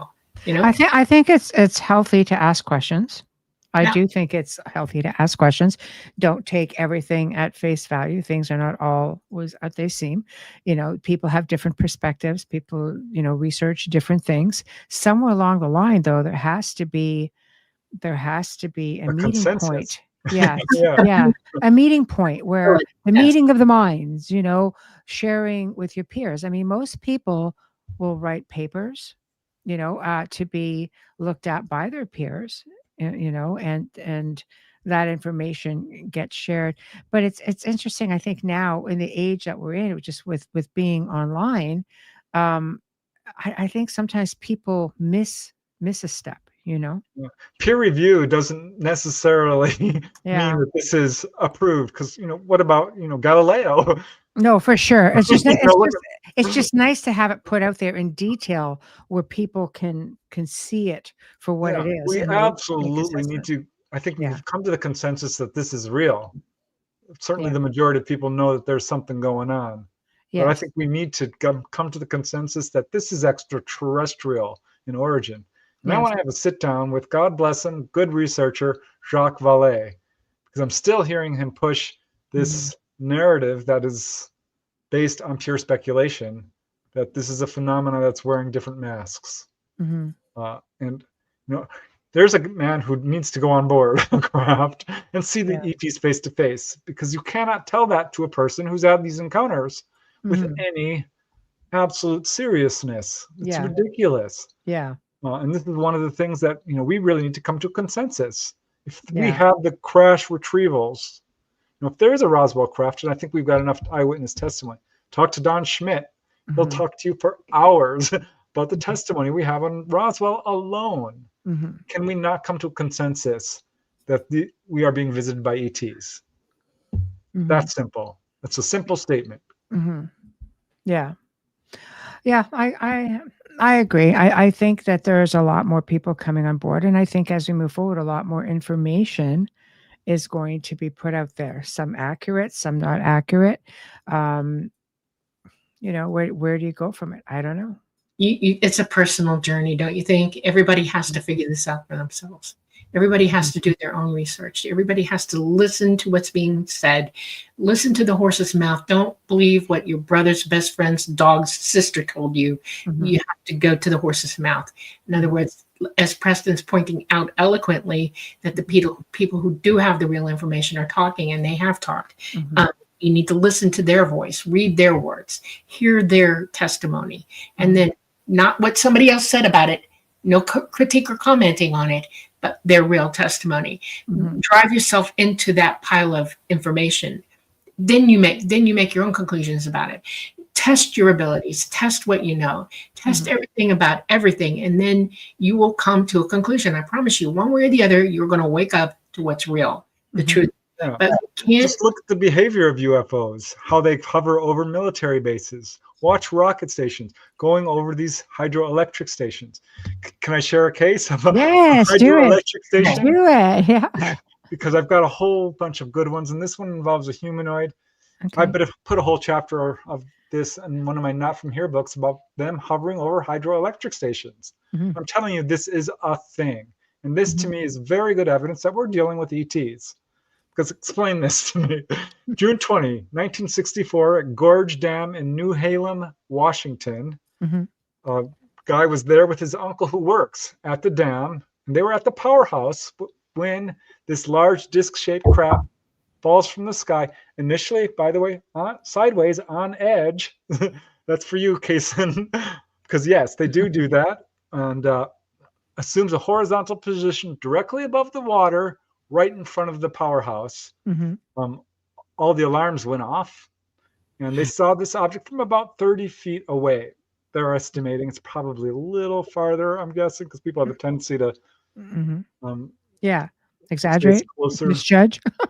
Misjudge. We'll go with misjudge. All right. But anyway, they said it was probably 100 feet in diameter, 30 feet thick. And this is the interesting part. The witness says, I saw many dark colored, I like that part. People say, oh, they come in all colors. Yes. I saw many dark colored, small, human looking occupants looking at me and moving aside so that others could take turns to look at me. They smiled at me. I felt like they liked me. I saw a whirling motion in the water below the disc, and it was humming slightly. And then it began to counter-rotate, increase in speed. The windows closed. He yelled for his uncle to come out, and he came out just in time to see this object move up over the tree line. It had a transparent dome on top, and they could see two brightly dressed human-looking figures piloting the craft. Jet fighters appeared and chased it off. Of course. This is just the buzzkill. So how about party poopers? Come on, Jacques Vallée. Got to tell me. Yeah. That's... they're investigating our power plants. I asked Dolly about this, and she says, well, the reason is they're checking up on our technology to make sure it's safe. Which would make sense. Yeah. Power, right? Yeah, well, they can take power, but they also, like I said, they check everything we do. In other words, we're capable of so many things, and we invent new technologies all the time, or we screw up technologies, or we make things that are falling down and breaking apart easily. Everything in the third dimension, I don't know if I can say this or not, but it decrepitates, okay? They rust, they fall apart, the molecules change and everything decrepitates, okay? And electromagnetic power plants are some of the biggest ones of that, because they're literally causing currents that take molecules and change them over time rapidly. And so, they're monitoring how well we're dealing with that. Are we fixing it? Are we working on making new technology to make it better? They watch everything we do, everything. Jim and Coral Lorenzen predicted this. They said they saw a new installation, a power plant being built, and they told everyone, they published it. They said there's going to be UFO sightings over this power plant. There was a whole wave of them. So that's the kind, the Russians actually learned how to call down UFOs by sort of faking technological exercises. Yeah. That's well authenticated. It's brilliant. That was just in the 80s too, wasn't it? Like pretty recent. I think they were doing CE5 before CE5 was actually a thing. And like the Malmstrom incident, this is very much, deliberate behavior. And you can't tell me that this is a phenomena pretending to be ETs when they're shutting down our nuclear-tipped intercontinental ballistic missiles. And almost everyone who gets messages when they're taken on board gets this message. What are you doing with nuclear weapons? Right. It's not just that they knocked them down. When they tried to bring them back, they knocked that off too. They made sure they were completely shut down without melting. Which that's the point. I want to make this point. They shut a nuclear facility down without letting it melt down. Understand that that's a big deal. Nobody on this planet has that technology from the air. Nobody. Once you shut a nuclear plant down, it's going to start melting down. If the rods are engaged, it's going to melt. But they held it off. They kept it from doing that. That's technology that we don't have and we won't have in this lifetime. They freaked when they did it.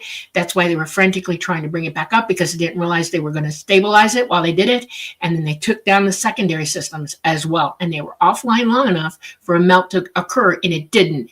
And they've been scratching their heads ever since. And they don't like talking about it. And that's why they won't admit it, because that is proof that they did it, not us. Okay. You say to the government, what about Maelstrom? And they'll look you dead in the face and say, I don't know what you're talking about. Because of that alone is proof. It should not, and we know too many people who know it's shut down. There are too many witnesses. There are too many people who have talked about it. Good, reliable, honest people who have even taken tests to prove it. Okay, that is a big deal. When you can shut a nuclear event down and not let it melt, and then shut down secondary systems and it's still not melt down, and keep it offline long enough to prove that fact, and then turn it back on and take off. That's the point. That's point. Set match. That's proof right there. But y'all don't think about it because they don't want you to think about it. They don't want you to know the truth of that. Yeah, okay. UFOs appeared over 3 Mile Island when that plant started to melt down. The Fukushima, they caught some of it on footage. I asked Dolly to take a look at it, and she's like, "Yep, that's real." Yeah, I remember that. Yeah. So that's a rescue, essentially. Well, not so much. They were watching. ET cannot stop us from being stupid. They can try to alert us to being stupid. They can try to tell us if you do this, something stupid's going to happen. And when it does, you're going to suffer. And that's why Maelstrom happened. They wanted us to realize that this is why they freaked them out with this. That's why they showed them, you have an event coming that's possible. And we're not going to stop it for you. We're going to show you what'll happen if you don't. And we're trying to explain to you that this is, I mean, it's a multifaceted thing, what they were doing with this. And it's not just Maelstrom. There are other places where they knock power down as well. And he kept trying to tell them, no nuclear, stop it, stop it, stop it. When White Sands was doing nuclear tests and there was leaking radiation, they showed up in large numbers. There was a direct correlation with anything nuclear going on to UFO activity. Yeah, and now we have a Pacific Ocean that's taken a direct hit from nuclear radiation, and it's affected the entire Pacific. Don't doubt it for a minute. It is true. The animals under there, everything is affected by it. And now they have well, I won't say billions. I don't know how many there are. Honest to God, don't. But there are big gallon, 550-gallon drums of nuclear waste on the bottom of the sea. And guess what? Now they're leaking. And it's not just the Pacific where they're sitting there in the Atlantic. They're anywhere they can drop them because they think it would be safe down there. They're compromised and now they're leaking. You're going to see some weird stuff coming up from that. Okay. And now they're talking about going to the moon and building a nuclear station up there. They lost their minds. Here's another way, ET is not here. After the last Apollo shot that went, they warned them, don't go back. Do not go back. And everybody stayed off. Okay. Nobody went. But the minute ET wasn't here anymore and they knew it, guess what? They're going back and they're doing all kinds of stupid stuff. They're being stupid. Some people just never learn. No, they don't. We have to stop weaponizing our history. Yeah. Well, history does have a way of repeating itself. Until it can't repeat itself. And that's what they're headed for. If you want to wipe out humanity, this is the best way to do it. And ET is at a loss of why we're this stupid. The reason they want us to change is because our genetics reflect the stupidity of what we're doing. Okay. If you're somebody who's negative all the time and you have bad thoughts or you don't care about humanity, you're not empathetic, you don't help anybody, you're slamming that into your DNA. And supergenetics proves that because every generation following you is going to have those problems. We breed it into the line of succession of ourselves. Genetic. Okay. We had a whole planet of that going on, a whole planet. And they want us to stop. People are waking up and they're trying to alter themselves and heal themselves. That's what they mean by heal yourself. Heal yourself of this stuff. Get it out of your system. Let your DNA recombine itself back into what it should be, And we're not listening. Not the majority of them aren't. That's why I say, you got to quit sitting on your keisters. And you need to think about this and really, really explain to yourself, why is this happening? Why are we so stupid? And then act accordingly, Well, like we're what do you say to that? What do you say to that question? Why are we so stupid? Exactly what I will stop. How much time do you have? You don't allow this to happen anymore. I mean, you have the power to do that. One thought from you can affect 20 people, right? You know this, Michelle. That's true. Countries rise and fall on the actions of one person. If you want ET to come, stop thinking that because they're not here right now. If everybody on the planet, you have these grand meditation days where everybody, da da da da da. specifically think in your mind, tell the governments to shut up and cut it out. It's time to stop. Everybody needs to do that. Okay. Everybody needs to take an oath to themselves. It's planting a seed. Yeah. Essentially, you plant a seed into the collective consciousness, and realistically, it just takes one seed a day, something positive. Which is exactly what the ETs are doing, taking people on board and planting seed after seed after seed. Yes. I'm serious. Yes. Oh, I've seen it work, you know. I've seen incredible things. So we're heading up to the top of the hour. Last words. What do you guys have coming up? What are you doing next? Promote the show. Who's your next guest? Go, go, go, go. All right, I'll start. I saw someone asking, has Dolly written a book? Yes, Dolly and I wrote a book together. I authored it, but it's basically her book. Symmetry, a true UFO adventure. We are working on the sequel, which is going to be even better, I think, than the first, certainly in some ways, though we'll see. You guys, you have a conference coming up, yeah? Yes, we're going to be in Shag Harbor, October 3rd through the 5th. And it's a Shag Harbor 2025 UFO Expo. And we have a whole bunch of other people coming with us. And Martin Willis is the MC. Preston, who else is going to be? We're going to have an astronomer there. Mark D'Antonio, who we love. We spoke with him. He's amazing. Right. Yeah. Darcy is going to be there. He's going to show up. Darcy Weir. Terry Devando. Yeah, Terry Devando. And Chris Stiles is going to. He's incredible. Yeah, absolutely. I love Chris. I love him. Yeah. What's cool about this one is on the 5th, we're all going to go on an adventure because we're going to go see where the Shag Harbor event happened. And we're going to go to the military base and everything. It's going to be awesome. I love it. Yeah. I love it. Okay. Next guest. Who's your guest coming up Monday? Guest. Simon Bone. Talking about his book. I was about ready to jump in. Yeah. So, that'll be good. Yeah, we're very excited. He's an amazing guy, and his book is so good. Wow. It's the kind of book I like to read. Yeah. Which is all about near-death experiences and so on too, right? So out-of-body experiences. It's a pre-record, so we're gonna be in the chat with you again on Monday night. That's gonna be fun. Yes. And everybody needs to really pay attention to this one because it's very interesting. You know, he has a lot to say. It's very man. Got a few guests lined up. One lady I've been trying to get for so long. I finally got her. So excited. She wrote a book about Donald Keyhoe. Hasn't done a whole lot of interviews. On another guy from England who's had direct encounters. We've got some really good guests lined up. Yeah. Yep. And then a little bit in the future, Michael Schratz coming back on with our really good buddy, Mr. Goodall, you know? Mm-hmm. And, that's going to be fun. And we have a couple other really interesting things about to happen too. Oh, and I have a great video for my Friday YouTube channel. So check that out. I'm not going to say what it is, but I think you'll like it. Oh, yep. I love it. I love it. Well, it sounds exciting, honestly. And tonight was great. I think we got lots of information and to the point. Has to be sometimes, you know, to the point. And I don't know. I think there's a lot of things coming, and I know you guys will be back on again. So there's always so much to talk about, so much to address. I know we're gonna have you come back on a late gate too. I would love to. It's always a lot of fun, even if it's just hanging out, having a parlay. No, I was listening to you, Michelle. You were talking about this one ghost case that sent chills down my spine. I know. What's your Oh my God. I know. I can't always interact with you because things are going on around here where I have to be quiet because he's or something. Yeah. So I can't even go in the chat room with y'all. It's like, oh, I want this so bad. And it's like, oh no, we got to talk about that on the show. We got to talk, you know. I've had 2 decades of the only cases or the only types of research and families I work with are very malevolent, and some things are just, you know, they're crazy, but that's all I do. So I'm happy to share anything that you want to know.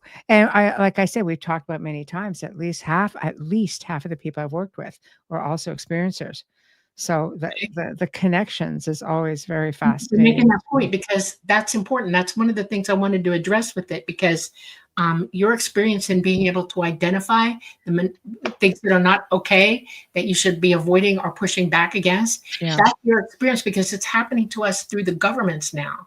Yes. They're malevolent, and your experiences teach how to deal with that. You know, it's one of the reasons I want to bring you back on soon, because that's important for people to, you know, work their way through. You know, I'm always happy to. I love hanging with you guys, and I know you're coming back on here as well. So get to spend a whole lot of time, which is wonderful.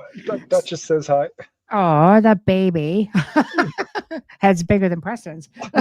She weighs 165 pounds now. Oh my God. The vet said, "Are we on a diet?" And I'm like, it's like a small adult. It is. Average size adult. What am I on about? Yeah. So it's like a small pony. Yes, girl. We've also had her long enough now that she's talking. She says things. She's like learning to enunciate things, and she has different growls for what she wants and stuff. And she says mama, and she says puh, like that for Preston. And I mean, it's weird. And she's just she's getting smarter every day. The longer she's around us, and Preston talks to her psychically. He says, "What's this?" I'll tell her psychically, and he does it, and she goes and does it. It's like, yay! Look at that. I love when you do that. You look at them and go, "It's just the look," the mother look. Oh, don't stop it. And you know, mine's only like 2.5 pounds. Look at she's kissing. But anyway, everybody in chat, you know, our regular chat and all of our other chat rooms, Preston's chat room, always wonderful. I just recognize so many of you, because even though I am quiet, I do stop in and listen to many of the shows, and I just sit and listen. So anyway, big thank you to all of you guys. Big thank you to Folgers, and big thank you to Justin Snicker and Steve McGinnis, United Public Radio, UFO, Paranormal Radio, 105.3 FM, 107.7 FM. Thursday night, we have for the very first time a new guest, Rosanna Hannes, Roxy Glow, as she goes by. We'll be talking about her work, An Invitation to Star Peace. A vision for peace on Earth. Looking really forward to that one. And next week on Beyond the Outer Realm, we have Christine Francis Poe, and we're going to be talking everything angels, whether it's angel numbers, angel experiences, angel readings. It's angel. She's all about angels.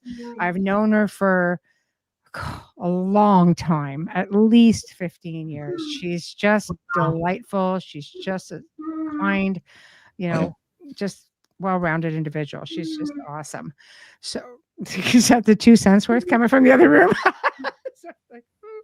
But anyway, I'm a bit of an angel. Mish, yes, Mish, you are. We love you. Anyway, thank you, Clifford. I love you all, and I will see you tomorrow night. Hey, CL, I will see you guys all tomorrow night. Big hugs, much love to all of you, and see you tomorrow. Good night. Good night, everybody.